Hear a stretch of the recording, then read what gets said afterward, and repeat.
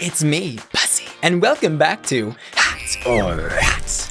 My husband just left, so now the fun can start. Today we'll be reviewing the Blue Ball from RuPaul's Drag Race All-Stars Season 6. Our queens had to serve 3 looks on the runway. Blue Betta Work, an homage to all of our hard laborers out there. Blue Jean Baby, denim on denim.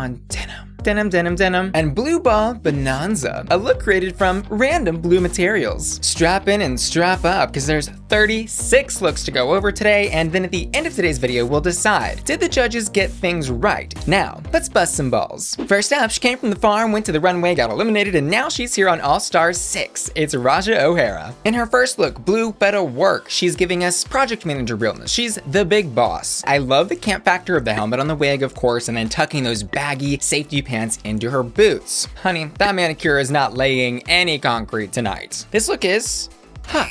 As for her Blue Jean Baby look, I did notice a lot of the queens had some sort of inspiration from pop stars in this specific category, so I'm thinking that may have originally been part of their prompt. She is doing what is like an homage to Mary J. Blige. She could have told us that she literally stole this out of her closet, and I would have believed her. I guess you could say it's a family affair. This look is hot. And finally, did someone say Judy Jetson Hooker? No. Try Jean-Paul Gaultier. This is giving me Fifth Element airline stewardess realness. This look is incredible. I love the detail of the extra long sleeves on the little crop top. Like, you can't tell me this look did not just come out of Paris Fashion Week and made from fold-up camping chairs, no less. Could have folded me. This look is hot. Next up, Carpenter. I hardly know her. It's Kylie Sonique Love. For her Blue Betta Work look, blue collar, check. A nod to the capitalist overlords with the all-seeing eye pyramid on her body underneath that Carpenter uniform, check. Fist gloves, check. Pure 100% unadulterated, or maybe it is, sex, check. Watch out, Jesus, she's coming for your gig. This look is hot. If that wasn't enough for you, how about another one? Her Blue Jean Baby look, Christina Aguilera Dirty Realness. Okay, this is like a trend happening. We've seen a lot of this in pop culture recently, and for her to tap into that shows that she is keeping up with those trends, or maybe just forever inspired by the queen. I'm loving that she is like one wrong step on that runway from a double nip slip. Like, I was sweating watching her come down that runway. Let me just say that if any queen is ever going to wear jeans on the runway ever again, this is the new standard. This is hot. Her first 2 looks were killer, but check out the third look, her design challenge, the Blue Ball Bonanza look, also a full gag. I love that she kept a consistent style and sold the vision of who Kylie is throughout every single look tonight. This final look is that perfect blend of like hoochie mama and pop star diva that I aspire to, honestly. Kylie's a star. This look is hot. Next up, Blue Betta Stop, it's Eureka. For her first look, Eureka is serving crossing guard realness, and the look itself is untouchable. The way it fits her body, the detail of the child that's been like smashed on her ass. She's so fabulous that I would imagine this is a crossing guard that works on 5th Avenue in New York City. And no, she's not stopping cars, she's stopping the unfashionable from entering her shopping district. This look is hot. As for her Blue Jean Baby look, I'm all shook up and I can't help but falling in love. Something about this is giving me Elvis Presley vibes, and again with the silhouettes from Eureka tonight, they are incredible. She looks stunning. Another look from her. And for her Blue Balls Bonanza look, she has on the tiniest little dress and skirt and G-string underneath. She's giving me Ariana vibes. Toddlers and tiaras all grown up. I'm astounded at the quality. Y'all know nothing's rotten down there because she is flossing every single day. This look is hot. Next up, I don't remember seeing Mickey Mouse in the Transformers movie. It's Jan. When she came out in this for her Blue Betta Work runway, I was actually so confused by the Mickey Mouse ears that I had no idea what she was supposed to be. I finally realized that those were tires, and the rest of her outfit was also tires. And I was like, oh, okay, so she's supposed to be like an avant-garde mechanic. I will say, she looks stunning, no doubt. But something about this just feels like she tried a little too hard in this category. I think she sort of took the magic out of being a blue-collar worker because it's so fashionable. I know that's a weird critique to give, but I'm just not sure it was in the spirit of what was asked of her. And while I do think an actual mechanic's uniform would have played a little bit better for this specific category, I do still think the look is hot. As for her second look, Blue Jean Baby, I struggled with this one a little bit too. Again, does she look amazing? Yes, drop dead gorgeous for the second time in a row. But what is this look? Like, I'm not sure what the inspiration is or what she was trying to achieve. I saw a maple leaf at the bottom with the star booty thing. This look is so much fun on its own, but I just can't help but get the feeling she is in a different runway than everyone else tonight. But I will still leave this one with a hat. And finally, for the look that she created from random blue materials. I do understand how she made the decision to recreate her original ball look. It was blue, and this is a blue ball. But I do not understand why she made the decision to recreate that look. That said, this look is really well done. It's technically proficient. It fits well. The shape and silhouette is amazing. I'm definitely praising it and giving it a hat. But this set of looks from Jan is making me nervous that she is falling into the trap of trying to prove herself rather than show herself. Next up, it's time to take the bins out. It's Jiggly Caliente. Her Blue Betta Work look, she says that she is giving sanitation diva. I didn't totally understand what she was doing at first, but when she explained it, I was like, yeah, okay, I get it. But I don't really think this look was well executed. It feels a bit piecey for me, like each thing is separate. The cape, the dress, the hooker boots that don't match the rest of the outfit. She's taking out the trash, but I think she forgot to put her outfit in it. This is a rat. For Blue Jean Baby, contrary to the judges, I actually thought this was really cute. It's giving me rich girl hits the streets for a day just to like have fun and be silly and, you know, show that she's a real girl. I'm also just a slut for a high-waisted bell bottom though. This look is hat. And going into the Bonanza look, Jiggly was already on thin ice with those first two looks with the judges. She had to do something here that was truly a wow. And she sure did, because wow, it was bad. Jiggly. The thing is, I'm not saying that I could make something better. I probably couldn't. But ma'am, this is a blanket with a hole cut in it that has trash glued to it. What is this? If she were trick-or-treating as a ghost, maybe. But for a ball, this look is a rat. Next up, she needs some milk. Actually, she has it. It's Silky. Fun fact, my grandpa was actually a milkman for many years, and now here I am, a lover of man milk. Isn't the circle of life beautiful? I think Silky's look here is stunning and truly a great choice for her considering she does that whole milk and cookies bit all the time and she's always talking about food. She even had like a little YouTube cooking show right after her run on Drag Race. However, I'm not totally sure why she chose the color red for this. Classically, a milkman's uniform is all white because the danger of spilling milk on your outfit and all, but I do still think it looks amazing on her. This look is hat. As for her Blue Jean Baby look, she's in her Joanne era. Gaga did a hat like this back in the 2016 Victoria's Secret fashion show. I'm not sure if that's what it was inspired by, but that's what I thought of. All the fringe is beautiful, and I think it's really hard to mess up chaps. And of course, being from Texas myself, Cowgirl Couture is always going to get a hat from me. Now let's talk about her Blue Ball Bonanza look. It is almost fashionable, like so close. The pants that she made are incredible. I think she used a duvet cover for that, and then the little top really works well with them. The problem is she kept going after she made those two things. Like, we just did not need the earmuffs, the cotton ball to look like snow, I guess, the medical gloves, or the giant Christmas box. Like, what was going on with all of that? As presented, I have to give this a rot, but take all that other extra junk off and this is a hat. Next up, Scarlet Envy. For her blue collar look, she apparently took the Jan approach here, going more avant-garde and high fashion. I do think this was a little more successful though, because she actually left the collar around her neck. That said, I was a little unclear of exactly what job she was supposed to be. I'm guessing some sort of like shop worker. I also love her little reference to Rosie the Riveter with that bandana and hairstyle. It's gorgeous. I'm yelling timber. This look is hat. For her Blue Jean Baby look, she is giving me blue jeans, white shirt. Oh, excuse me. I ate like an entire pizza earlier. And that acid reflex is hitting. Anyways, wow. I love every single aspect of this look. This look is like an homage to classic American glamour, but make it gay. My favorite detail of this is that wig coming through the hat brim, because you know what they say, the higher your hair, the closer to God. She's giving me flag destroyer, socialite hooker realness, Lana Del gay. This look is hat.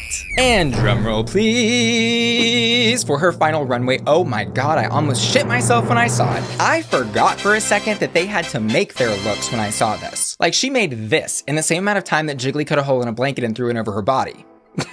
This gown is stunning and exactly what I want from a ball called Blue Ball Bonanza. And I'd say she looks rich in this look, but we all know she got robbed. This look is hat.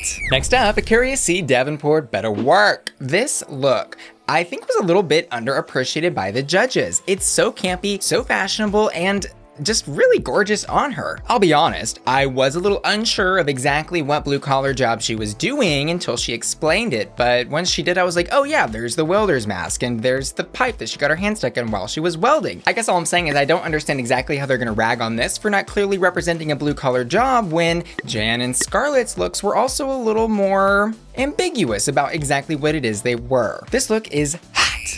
Literally. And as for her blue jean baby look, I am also a contrarian to the judges here on this. Oh my God. Michelle said this looked like a regular girl going to the club. I was like, ma'am, who are your regular girlfriends? Beyonce herself? I don't think so. This is couture. It fits her body like a glove, and it's denim. The laces going up the sides are so slutty and so fun and so hot. And the bantu braids that she's wearing are actually a reference to Beyonce from Black is King. I love this look. As for her final look though, I hate to say it, but this is dangerously close to Tamisha Iman's ball look. Oh my God. The meticulously placed cups are what took me there. Like, that's the same level of detail and item placement that she used. However, Akeria actually created a really cool looking dress with a beautiful little slit in it. And y'all know I love a nice little slit. This isn't my favorite of the ball looks, but I definitely do think it's hot.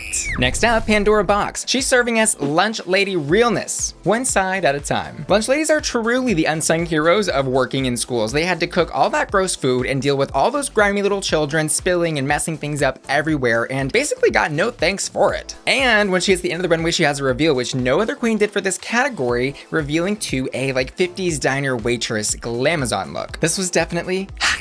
And for blue jean baby, hello Pandora. I've seriously been so stunned and amazed by everything that she has been pulling out of her box. This look is no exception. It's campy, fun, glamdiculous, and also great reference. And normally I am a bit of a size queen, but this tiny hat gets a hat from me. Her final look is also really strong. The ruffles and silhouette that she created are amazing. I do think maybe she could have done something a little bit different with the ribbons instead of just gluing them on, but the final effect of this is really, really great. The way she has that wig styled and the way the dress fits is giving me a little bit of like Helena Bonham Carter styled by Tim Burton for a pageant. It's great and hot. Next up, it's Yara Sofia.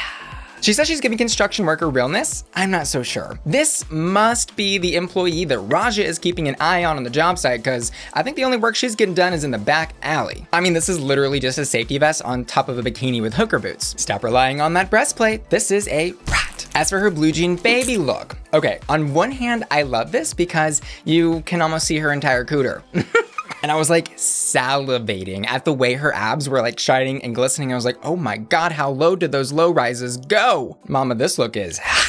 I will also say, I don't think this look was made from denim, and I think that was part of what they were asked to do. I think what this is just like a denim pattern printed onto a silky fabric. And finally, for her Bonanza look, I don't think this was as bad as the judges were making it out to be, although I will say it's not amazing. What she did with the tarp required, I think, a lot of technical skill, but ultimately, I think she used too many different pieces. Like, had she also created the like corset part of the dress with the same tarp material, or vice versa, this maybe would have worked a lot better, because all that stuff on the shoulder is really distracting, and the end effect is just like, what's happening here? Turns out all that cockiness did not do her any favors. I'm gonna leave this one at a warming up.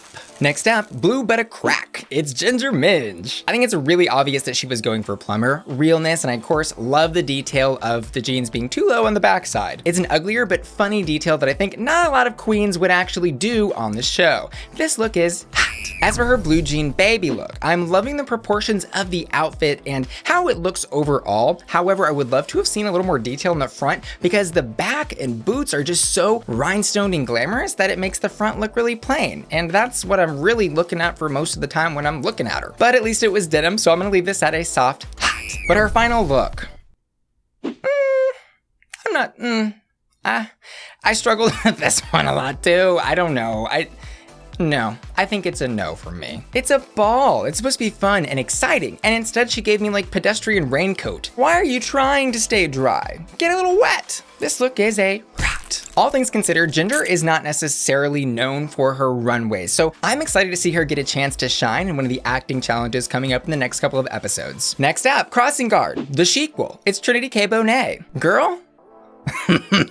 girl, what is this. I will just straight up say right now that I am nominating this for one of the worst looks to ever hit the runway on Drag Race. I'm not sure if she was trying to be funny or make this intentionally bad, but it was very bad. It's literally an orange t-shirt with some khaki pants and men's hiking boots. Miss Trinity should have stopped herself before she ever hit the runway in that. This is a rat. Thank God she turned things around for her blue jean baby look. She is giving me 70s disco inferno realness. But it's also a little bit understated, which I think is fun. Like maybe she's working in the library but has plans to go out later. Peace, love, and bell bottoms. This look is hot. And for her final look, she proved she does not need a prince. I think she saved herself with this ball gown. I honestly think this is incredible. Stunning. A true masterpiece on the runway that also told a story and nod to Cinderella, which was really fun. It's super pageanty, perfect for a ball, and she probably felt right at home making and walking this on the runway. I think this look is hot. Woo, that was a lot. But now let's spill some tea. Did the judges get things right? I think they had an incredibly tough decision to make this episode because this maybe was one of the best balls of all time and had some amazing jaw-dropping gag-worthy runways. They put Eureka, Kylie, and Raja in the top. Eureka's 3 looks were untouchable. They fit her like a glove and each one had some like ridiculous campy details that kept her looks fun. I think she had one of the best blue collar looks along with Kylie. And speaking of the belle of the ball, I think Kylie was consistent yet versatile in all of her looks. I think her blue jean baby look was a standout among the entire cast, but her Bonanza look was slightly weaker than some of her peers like Raja and Scarlet. And as for Raja, who ended up taking the win, I think her blue collar look was good, but ultimately one of the weaker ones. And I do think her Bonanza look was incredible. However, it was missing that wow factor, the glam, the sparkle, the shine that I personally love to see in the finale of a ball. So I do think that they picked 3 really great queens for the top 3. However, I would have just made it like a top 4 and thrown Scarlet in there because she deserves some recognition for those looks. And ultimately, I think the design challenge should weigh the most here, and Scarlet's was the only one that had me on the floor gasping for air.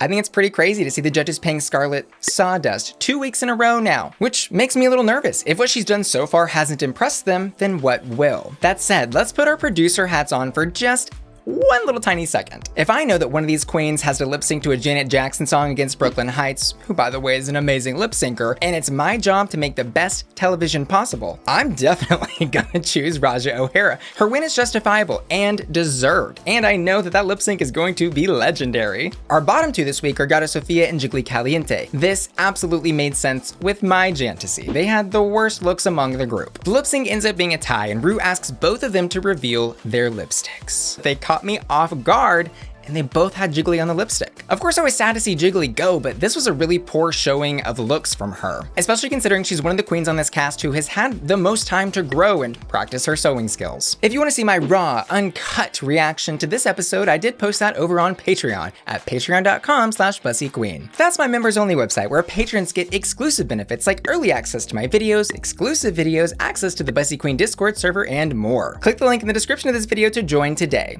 See you there. The queen with my favorite set of looks and my hottest this week is Scarlet Envy. I also asked my patrons who had their favorite set of looks, and they too voted for Scarlet Envy. As always, I want to say thanks to you for watching this video and give a special shout out to Keenan and Alex Bethke, Daedrian Allen, and Dan Krisher, who've all just joined my Patreon at the tier, and Aiden, Alial, Anna Miriam, Anthony, August Everywhere, B-Rolls, Bradley, Cameron, Cherry Poppins, Christopher, Claire Moosdale, Delani, Deutsche Leather, Dr. Martin, Evan, Fabio, Fractalize, GJ Bearclaw, Got the Morbs, Jay, Jenny, Janex, Jonah, Johnny, Kevin, Kiki, and John, Madam Muffy, Markowitz, Maddie Morissette, Millennial Hissyfit, Nathan, Opal, Pasquale Nava, Pika Fox, Queen Sassy Canister, Ron, Shannon, Shazzy, Sky, Sultan, Tammy, Thomas, Timotheus, Timothy, Tony, Travis, Tyler, Unique Vendetta, and Wheelie, who were all supporting me at my hottest tier, and Angel, Caroline, Cyrus, Felicia,